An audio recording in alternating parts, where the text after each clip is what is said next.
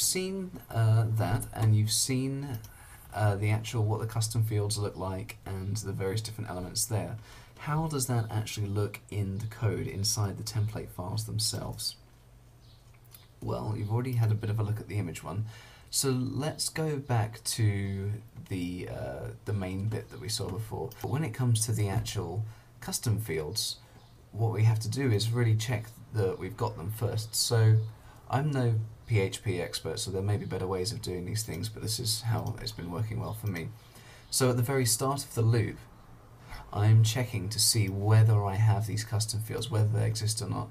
So here I'm checking a load of the images, and I'm also checking for the client, the links, the different types there, the credit roles and stuff like that, the testimonials.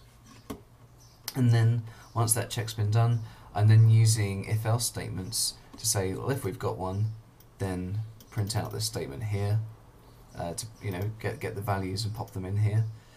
And you can see this probably if I look at the testimonial section. This is maybe the easiest part to digest.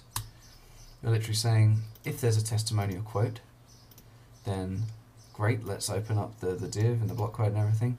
And then the paragraph is basically going to echo this testimonial quote value. And the site is going to echo the testimonial site value. So all this is custom field stuff. And because it's in an if-else statement, and because we've checked to see if they exist before, if they're not there, then the page isn't going to break and your layout's not going to break. I'm doing a similar thing on the home page. If we look at the index file, I'm checking to see if there's featured post images here.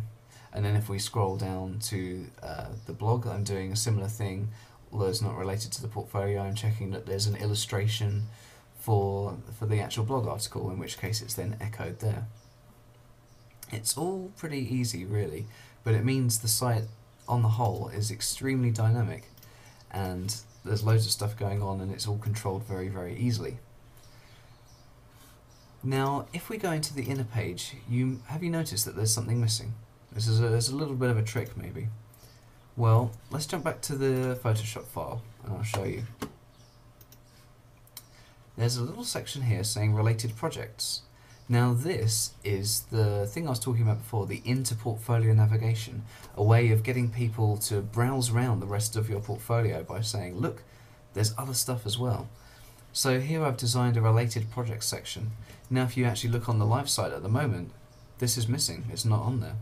Now it turned out in the end that I simply didn't have time to put this in, and it's something I'm working on at the moment to add in quite